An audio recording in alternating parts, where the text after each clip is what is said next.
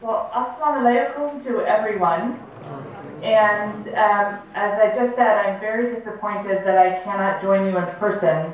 It had been my plan to be there, and I wish I were in Lahore. It's below freezing here in Washington, so I'm sure that among other things, your weather is a lot better there. But I appreciate PCL's flexibility in ensuring that I could join by Skype. And I know that it's not as interesting or it's not as easy to watch a video presentation, and so I appreciate everyone's patience with the technology as well. I think that Alessandro will help me if there are any questions along the way or questions at the end. I may not hear them or see people's hands, so Alessandro, if you could let me know if that's the case, I would appreciate it. Sure. So I'd like to start by congratulating Pakistan College of Law on hosting the second annual symposium, just more than a year after the first one. I'm a professor of practice and director of the International Rule of Law and Security program at Arizona State University, Sandra Day O'Connor College of Law.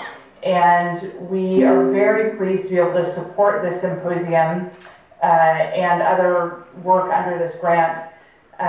It's a grant from the U.S. Department of State, but the credit for this symposium really goes entirely to PCL. And in particular, I'd like to congratulate Professor Humayun Ihsan, the Dean of PCL, Professor Tasneem Kausar, the Principal of PCL, Professor Babar Farhan, the Vice Principal, and everyone involved in the Pakistan Center of Legal Research and Publication, especially Momina Iftikhar and Alessandro Chirigato. I hope I pronounced your name right, Alessandro. I want to extend my great congratulations to all of you for this symposium. I also wanted to say thank you to all of the participants. I know that there are students and faculty from a number of law schools. I think it's Keynote College for Women, LUMS, TILS, and the Loyola Center for Research. And also, I believe that ASU's local program managers, Sebem Sadat and Fatima Bokhari, are there as well. So thank you to all of you for coming to this symposium. Since late 2016, ASU Law has been working with a handful of law schools in Pakistan to implement a program focusing on support for legal education in the country. And the grant is funded by the U.S. Department of State's Bureau of International Narcotics and Law Enforcement Affairs, which is familiarly known as INL. And the grant work is meant to complement some of that bureau's other work in Pakistan, especially the work that they do focused on training prosecutors. We know that the prosecution service in Pakistan is relatively new, and that training prosecutors in trial advocacy and in other aspects of their work is as important in Pakistan as it is in the United States. The work that ASU Law is doing with law schools in Pakistan, including Pakistan College of Law, seeks to strengthen the practical legal education of law students.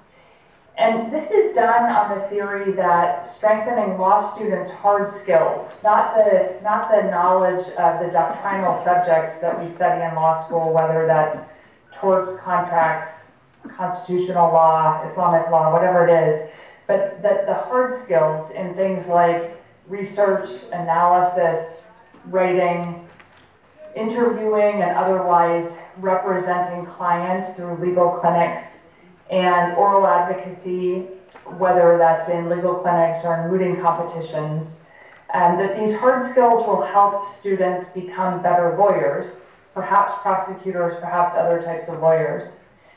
U.S. law schools started adding classes on these skills a few decades ago. In the case of legal writing, it wasn't until the 1950s or 1960s that a few law schools recognized the need to teach this. and started adding it, and law clinics started being added to law schools in the 1970s and 1980s. And they started adding these classes, law schools started adding these classes after the American Bar Association and legal employers and law schools recognized that schools were not doing an adequate job of preparing law students as well as they could for the actual work of lawyers. And I know I'm not alone as an American lawyer in arguing that law school, the bar exam, and practicing law in the US are still, to this day, three distinct and fairly unrelated endeavors. So there is definitely room for improvement in law schools in the US in ensuring that law students, when they graduate, are really prepared for the work of lawyers. And working with law schools in Pakistan to take some steps in that same direction is what this is a big part of what this program is about. I mentioned several different types of skills, and I'm going to focus now on the legal writing work under this grant, since that's what's relevant to today's symposium. And I unlike the last keynote speech, I won't be focusing on the substantive topic of crimes against dignity, but just about the role of legal writing and of the symposium in general. So as you likely know, if you watch any of the criminal justice dramas that the US movie and television industry turns out, or that are turned out by other countries' entertainment industries, Americans really like watching lawyers in action. But if you watch any of these shows, whether it's movies based on John Grisham novels or the Law and Order TV series, of which there's an innumerable number, you also know that we don't see a lot of lawyers researching case law. We don't get to watch lawyers analyzing whether the facts of a client's case are similar to the facts of a case recently handed down by an appellate court. We don't see lawyers discussing the minutiae of a judge's interpretation of a statute with a colleague. And we never see lawyers writing briefs or professors writing articles or judges writing decisions. None of this is surprising because I think we can all imagine the ratings of a TV show or a movie that showed any of this, and I think the ratings would be close to zero since everyone in the audience would fall asleep. So when we're watching these things, and I think that when non-lawyers think about the work of lawyers, they think about oral advocacy and they think about courtroom drama and fireworks in the courtroom when someone makes a great argument. But it's the writing and it's the research and the analysis and the writing that is what lawyers and legal academics in the US do. There is of course time in the courtroom, but the great majority of our cases don't go to trial. There are pretrial motions that have to be argued, but I think any of you who are lawyers or students who have been in the courtroom at all know that pretrial motions very rarely involve any sort of fireworks or drama. And in the US, our courts rely more heavily on written arguments than on oral arguments. And I know that that's a difference between our system and the British system, and I think it's a difference between our system and your system as well. Although we're all common law systems, we prioritize legal written out arguments more than some other common law systems do. And the reason we do that in the US is because there's a long-held belief that writing out arguments clearly and concisely ensures that decisions by the judges or arguments by lawyers are based on full information and careful deliberation. My understanding is that the British system that prizes oral argument more than written argument is based on a slightly different idea of accountability for judges, which is that the public has to see everything in order to see that it's being done fairly. So they have to, anyone has to be able to see a judge, to hear the same argument that a judge is hearing, and sometimes even judges will make deliberations public. And in the US, it's just a different, for all of the similarities between our systems, the belief in the US is that it's not to make anything less transparent, because actually all of the papers, all of the documents that are submitted to the court are public, but unless there's some classification reason, but by and large all of the documents are public. But the idea is that writing things down and being able to read things allows judges to make better, more rigorous decisions. And our system relies not only on writing for lawyers and judges in the courtroom system, but it also relies heavily on legal academics and judges and lawyers to think and write about areas of law that are new or that are in need of reform, or where there are conflicts that have not been resolved. And this is where something like the Crimes Against Dignity and the Symposium that you're doing today come into play, because when there's a very difficult area of law where there's a lot of disagreement, or a lot of views on reasonable views on different sides, or unreasonable views on different sides, it's important in a common law system, in my view, to not only discuss it, but to write about it. It makes it easier, writing about it makes it easier to disseminate different arguments and for more people to weigh in on it. And a symposium allows people all together to come together and just to discuss these very knotty issues of law in an intense and in an intense way that allows a lot of the most difficult questions to be raised and addressed in one forum. So while writing would make really bad television, and even a symposium would not make great television, and I'm sorry for you that you're essentially seeing me on television, it is, I would argue, one of the foundations of a strong and stable common law system.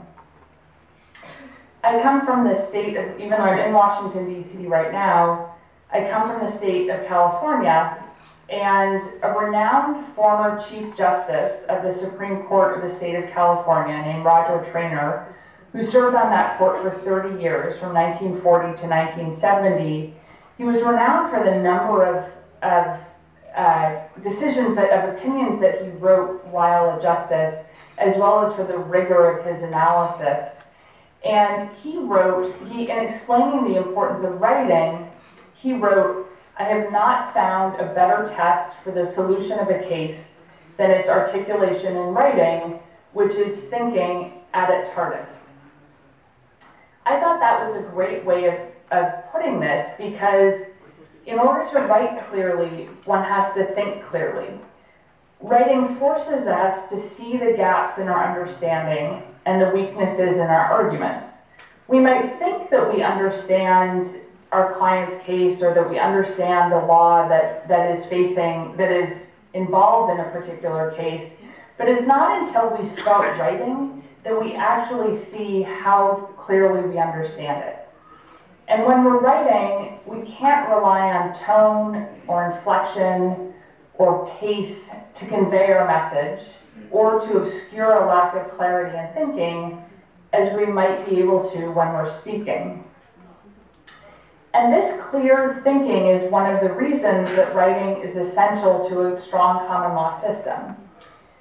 When lawyers write clear briefs, and when they help judges identify and analyze the facts and law of a case, when judges write clearly, and when their decisions are disseminated broadly and consistently, as I mentioned before, they allow lawyers and other judges to understand what precedent exists and what that precedent means. Without clearly written decisions to which there's easy and wide access, It's difficult to build a common law system that's applied uniformly and transparently, since a common law system, as we all know, relies so heavily on precedent. Uniform and transparent application of laws also require that laws are kept up to date and that new areas of law are developed rigorously and fairly. And doing that work is partly the responsibility, as I see it, of legal academics and lawyers. And that takes us to law reviews or law journals. They go by both names apply to the same institutions in the US. The American tradition of law reviews started in the late 1800s, either at Harvard Law School or at the University of Pennsylvania Law School, depending on which side of the argument you take. And today, most law schools in the US, we have somewhere around 150 accredited law schools in the US. And most law schools have not only a flagship law review, but several specialty journals. They might specialize in areas of law such as technology, international law, environmental law, social justice, human rights, any number of different topics. And at law schools, law professors are required not only to teach and to provide service to the law school, but one of the main things that they have to do is to publish scholarship in their field. And this comes from a recognition that part of the responsibility of law professors is to help develop the law in their field. Students also regularly publish in law reviews, and this is seen both as being very helpful to law students. It's a way of encouraging law students to learn how to write very well to a very high standard. And it also allows law students to develop specialties fairly early in their careers. Symposia, such as the one that you're participating in today, are a regular part of publishing a law review. When I was in law school, I was the editor-in-chief of the flagship law review at my school, which was the University of California at Berkeley. It's called the California Law Review. And we did a symposium about once a year, which meant that we published a symposium edition, one out of every 6 issues. And symposia, as I said earlier, they allow lawyers and professors and students to come together to discuss, analyze, and make recommendations about a difficult and important area of law. It's unusual, given that the US is so big in area, as Pakistan is as well. It's unusual for legal academics and lawyers to be able to get together for an extended period in order to discuss the minutiae of an important area of law. And it's a very useful way for a range of people, all focused on the same topic, to be able to discuss this topic and to try to advance recommendations and analysis in a pretty short period. I wanted, therefore, to congratulate all of you on taking on this important responsibility on the very important topic of crimes against dignity. I hope that Pakistan College of Law, now that, well, at the end of today, Pakistan College of Law will have 2 symposia under their belts, and I hope that for the good of the development of the legal system in Pakistan, that PCL and you all will continue with this effort long into the future, so that I can hear in future years about the 3rd and 4th and 5th annual versions of this symposium. Past midnight here in the US, so it's unlikely I'm going to be able to stay awake in order to listen into much of the symposium, but I understand that it's going to be videotaped and available online, for which I'm very grateful. I would be very happy to take questions after this. I just wanted to end, though, on a slightly different topic. Before I go, I wanted to recognize the loss that the Lahore legal community suffered at the end of December with the untimely and tragic death of Assistant Prosecutor General Ghulam Qadir Bari. I know that he had talked to students at PCL only a few months ago, and that he was a friend and colleague to many of you. I recognize that a strong and fair public prosecution system is an essential part of a criminal justice system, and that Bari worked effectively with many Pakistani colleagues, as well as with many lawyers from overseas, to strengthen the prosecution service in Punjab. I heard about his death from a British friend of mine who heard about it at a distance, and his loss is felt far beyond Lahore. I was very sad to learn of his death, and I just wanted to express my sympathy to all of you and to his family and friends and colleagues. I'm sorry to end this on a sad note, because it is an impressive day there, and but I did want to say that. It's been on my mind. So I would very happily take questions if there are any, and if not, I think that you have a tea break coming up, so I will not stand between you and the tea.